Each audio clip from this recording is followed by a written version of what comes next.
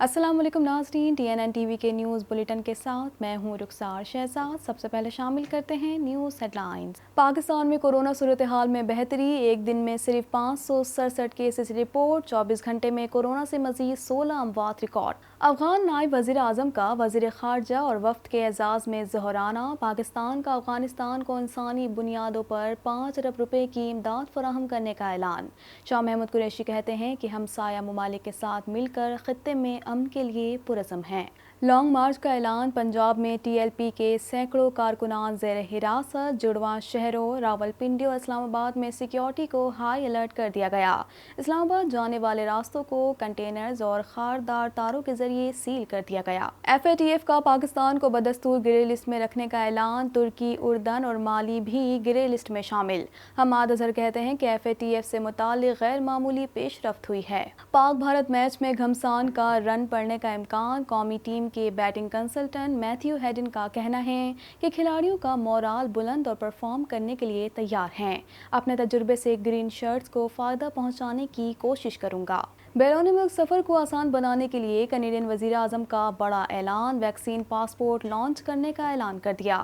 30 نومبر کے بعد vaccine passport کا نفاذ کیا جائے گا۔ کینیڈین پارلیمنٹ کا دوبارہ سے آغاز، تمام آنے والوں کے لیے ویکسینیشن لازمی قرار۔ لازمی ویکسینیشن پالیسی پارلیمنٹ میں پہلے سے موجود روک تھام کے اقدامات کے علاوہ ہے۔ کینیڈا بھر میں کورونا وائرس کے پھیلاؤ میں اضافہ جاری، مریضوں کی مجموعی تعداد 16,93,152 تک جا پہنچی، ہلاکتیں 28,667 ہو گئیں۔ چین اور امریکہ میں تناؤ بڑھنے کا خدشہ پیدا ہو گیا، امریکی صدر کا کہنا ہے کہ چین نے حملہ کیا تو امریکہ تائیوان کا بھرپور دفاع کرے گا۔ چین کا کہنا ہے کہ تائیوان چین کا حصہ ہے۔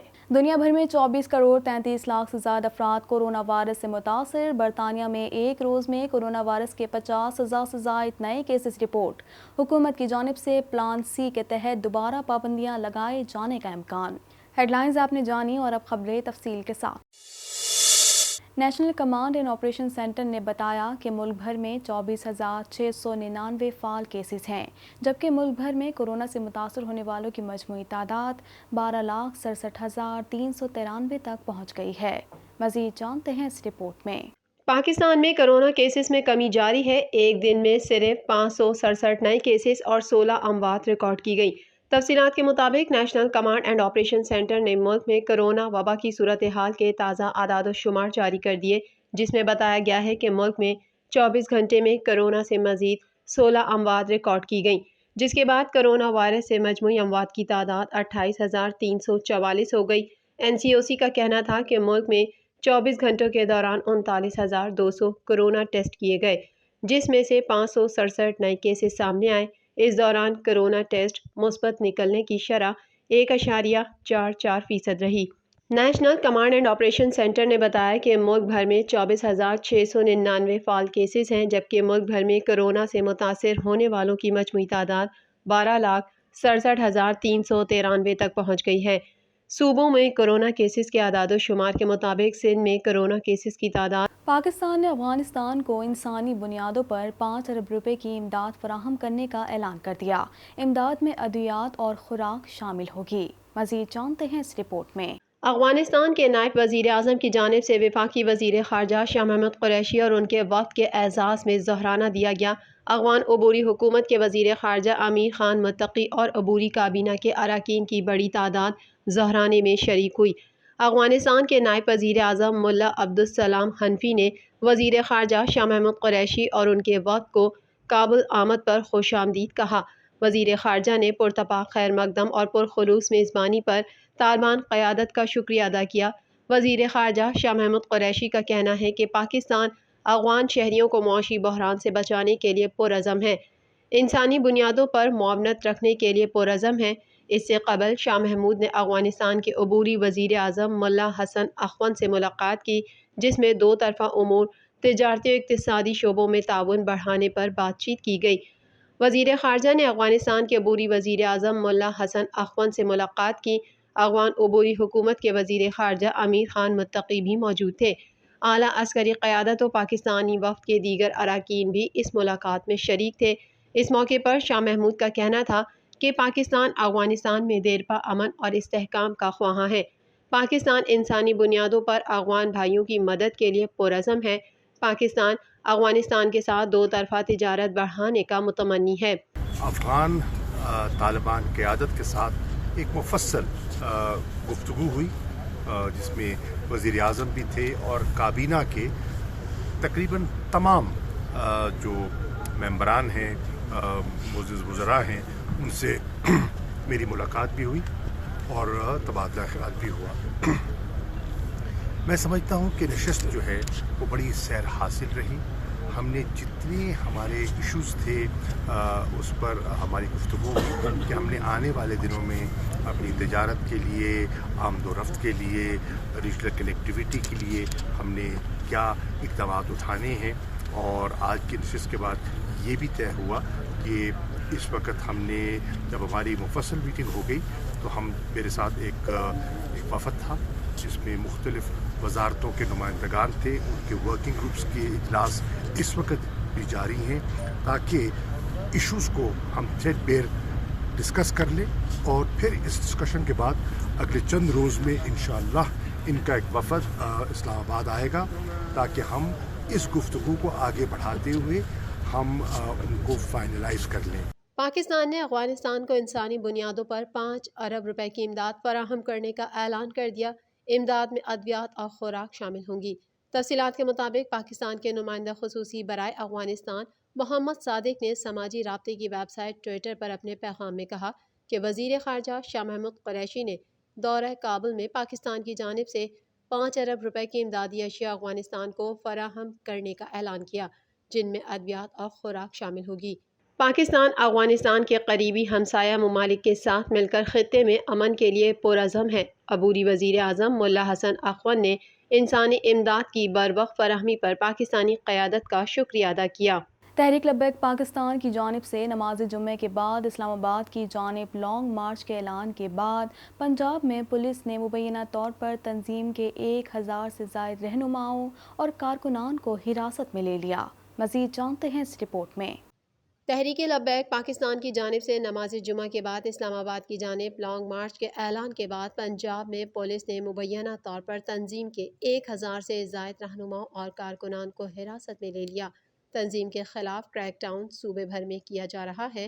میڈیا رپورٹ کے مطابق صوبے کے تمام 36 اضلاع میں کی گئی کارروائیوں کے دوران حراست میں لیے جانے والوں میں کالعدم تنظیم کے درجنوں 4تھ شیڈول میں موجود عہدیدار و کارکن بھی شامل ہیں، جبکہ لاہور سے کم از کم 40 رہنماؤں کارکنان کو حراست میں لیا گیا۔ تاہم دھرنے کے مقام کے قریب موجود پولیس کی نفری تمام معاملے سے دور رہی، کیونکہ انہیں انسپیکٹر جنرل پنجاب پولیس کی جانب سے محاذ آرائی سے بچنے کی ہدایت کی گئی ہے۔ میڈیا رپورٹ کے مطابق صورتحال کے تناظر میں لاہور پولیس نے TLP کارکنان کے خلاف 5 مقدمات درج کیے ہیں، جبکہ حکومت نے تنظیم کے مضبوط علاقوں سمن آباد، شیرا کوٹ، نواں کوٹ، گلشن راوی، سبزہ زار اور اقبال ٹاؤن میں انٹرنیٹ اور موبائل فون سروسز بھی معطل کر دی ہیں۔ اسلام آباد میں لانگ مارچ کا اعلان کرتے ہوئے TLP کے رہنما پیر اجمل قادری کا کہنا تھا کہ نماز جمعہ کے بعد پرامن جلوس کا آغاز ہوگا۔ انہوں نے احتجاج کے مقام پر ہجوم سے خطاب کرتے ہوئے کہا کہ اگر کوئی رکاوٹ پیدا کی گئی تو پارٹی کے پاس سرکاری کوششوں کو ناکام بنانے کے لیے پلان B بھی موجود ہے۔ گروپ نے مارچ کو اپنے 80 رہنما سعد حسین رضوی کی رہائی سے الگ کرتے ہوئے کہا کہ اس اقدام کا مقصد حضور اکرم صلی اللہ علیہ وسلم کا احترام کرنا ہے۔ دوسری جانب حکومتی عہدیدار نے کہا کہ جمعرات کو رات گئے پولیس کے اعلیٰ عہدیداران کا اجلاس ہوا، جس میں لانگ مارچ سے نمٹنے کی حکمت عملی بنائی گئی۔ CCPO نے ہدایت جاری کی کہ زیر حراست افراد سے امن عامہ کو نقصان پہنچانے کے لیے ضمانتی بانڈز دیے جائیں۔ انہوں نے افسران کو کارکنان اور انسداد دہشت گردی ایکٹ 1997 کے 4تھ شیڈول کے تحت حراست میں لیے جانے والوں کے خلاف قانونی کارروائی کرنے کی بھی ہدایت کی۔ فائنینشل ایکشن ٹاسک فورس نے 3 روزہ اجلاس کے بعد اعلان کیا کہ پاکستان نے نئے ایکشن پلان میں بہتری دکھائی ہے، لیکن مزید کام کرنے کی ضرورت ہے اور وہ بدستور گرے لسٹ میں رہے گا۔ مزید جانتے ہیں اس رپورٹ میں۔ فائنینشل ایکشن ٹاسک فورس نے 3 روزہ اجلاس کے بعد اعلان کیا کہ پاکستان نے نئے ایکشن پلان میں بہتری دکھائی ہے، لیکن مزید کام کرنے کی ضرورت ہے اور وہ بدستور گرے لسٹ میں رہے گا۔ FATF کے صدر ڈاکٹر مارکوس پلیئر نے 3 روزہ اجلاس کے بعد ورچوئل پریس کانفرنس میں کہا کہ بوٹسوانا اور موریشس کو گرے لسٹ سے نکال دیا گیا ہے اور انہیں مبارک ہو۔ پاکستان کے حوالے سے انہوں نے کہا کہ پاکستان بدستور نگرانی میں رہے گا۔ پاکستانی حکومت نے 34 میں سے 30 نکات میں بہتری دکھائی ہے۔ انہوں نے کہا کہ پاکستان کو جون میں FATF کے ریجنل شراکت دار APG کی نشاندہی پر ایکشن پلان میں بڑی حد تک منی لانڈرنگ کے مسائل تھے۔ ان کا کہنا تھا کہ پاکستان مجموعی طور پر اس نئے ایکشن پلان پر بہتر کارکردگی دکھا رہا ہے۔ FATF کے فیصلے پر رد عمل دیتے ہوئے وہاں موجود وزیر توانائی حماد اظہر نے ٹوئٹر پر کہا کہ اچھی خبر ہے۔ انہوں نے کہا کہ منی لانڈرنگ ایکشن پلان کے لیے ایک سائیکل کے اندر 7 میں سے 4 نکات پورے کیے گئے۔ یہ پیش رفت FATF کی تاریخ میں غیر معمولی ہے۔ وفاقی وزیر نے کہا کہ دہشت گردی کے لیے مالی معاونت کے خلاف ایکشن پلان کے لیے 27 میں سے 26 نکات پہلے ہی پورے کیے گئے ہیں۔ اکثر ممالک کا ماننا ہے کہ ہم نے ایکشن پلان مکمل کر لیا ہے۔ ان کا کہنا تھا کہ اب صرف چند ممالک اکثریت کے ساتھ متفق نہیں ہیں کہ پاکستان نے دہشت گردی کے لیے فائنینسنگ کے ایکشن پلان پر پیش رفت کی ہے۔ حماد اظہر نے بتایا کہ ہم چیلنجز کے حوالے سے اتفاق رائے کے قریب ہیں۔ ہمارے ٹیکنیکل موقف کو بھی جلد ہی تسلیم کیا جائے گا۔ قومی ٹیم کے بیٹنگ کنسلٹنٹ میتھیو ہیڈن نے کہا ہے کہ کبھی سوچا نہیں تھا کہ کسی وقت پاکستان کے ڈریسنگ روم کا حصہ بنوں گا۔ کوچنگ کا موقع ملنا بڑے اعزاز کی بات ہے۔ اس حوالے سے مزید جانتے ہیں۔ میتھیو ہیڈن نے پاک بھارت میچ میں گھمسان کا رن پڑنے کا امکان ظاہر کر دیا۔ ورچوئل پریس کانفرنس میں قومی ٹیم کے بیٹنگ کنسلٹنٹ میتھیو ہیڈن نے کہا ہے کہ کبھی سوچا نہ تھا کہ کسی وقت پاکستان کے ڈریسنگ روم کا حصہ بنوں گا۔ کوچنگ کا موقع ملنا بڑے اعزاز کی بات ہے۔ اپنے تجربے سے گرین شرٹس کو فائدہ پہنچانے کی کوشش کروں گا۔ کھلاڑیوں کا مورال بلند اور پرفارم کرنے کے لیے تیار ہیں۔ ایک سوال پر سابق آسٹریلوی کرکٹر نے کہا کہ پاکستان اور بھارت کے میچز دباؤ سے بھرپور ہوتے ہیں۔ ماضی کے اعداد و شمار کچھ بھی ہوں، میچ کے دن بہترین کارکردگی دکھانے والے کو ہی کامیابی ملے گی۔ بھارتی ٹیم T20 کرکٹ میں کتنی مضبوط ہے سب جانتے ہیں۔ رشبھ پنت مڈل آرڈر میں بہت خطرناک ثابت ہو سکتے ہیں۔ دیگر بیٹسمین اور بالرز بھی اپنے اپنے رول کے لیے تیار ہوئے ہیں۔ دوسری جانب گرین شرٹس کی تیاریاں بھی مکمل ہیں۔ انہوں نے کہا کہ UAE کی کنڈیشنز میں غلطی کی گنجائش بہت کم ہوگی۔ کسی ٹیم کو آسانی سے فتح حاصل نہیں ہوگی۔ دونوں ٹیموں میں گھمسان کا رن پڑے گا۔ اس صورتحال میں قیادت کا اہم کردار ہوگا۔ بابر اعظم میں نہ صرف کہ اپنی بیٹنگ بلکہ گیم پلان کو بھی سمجھتے ہیں۔ بھارتی ٹیم ان کو نشانے پر رکھے گی۔ ان کو بطور کپتان اور کھلاڑی دوہرا دباؤ برداشت کرنا ہوگا۔ امید ہے کہ وہ اس چیلنج پر پورا اتریں گے۔ میتھیو ہیڈن نے کہا کہ دباؤ میں ہی تاریخ رقم کرنے کا موقع ملتا ہے اور پلیئرز اس کا انتظار کر رہے ہیں۔ کسی غیر ضروری دباؤ کا شکار ہوئے بغیر اپنا بہترین کھیل پیش کرنا ہوگا۔ بابر اعظم، رضوان حفیظ اور فخر زمان سمیت میچ ونرز موجود ہیں۔ پریشر میں پرفارم کر سکتے ہیں۔ بالنگ یونٹ میں ہر طرح کا ٹیلنٹ ہے۔ پلانز پر عمل درآمد اہم ہوگا۔ ان کا کہنا تھا کہ UAE کی کنڈیشنز میں 200 سے زائد رنز کا ہدف حاصل کرنا کسی بھی ٹیم کے لیے آسان نہیں ہوگا۔ شارجہ کی وکٹ پر 150، ابوظہبی اور دبئی میں 170 اچھا اسکور ثابت ہو سکتا ہے۔ مزید خبریں بھی بلیٹن کا حصہ ہوں گی مگر اس بریک کے بعد۔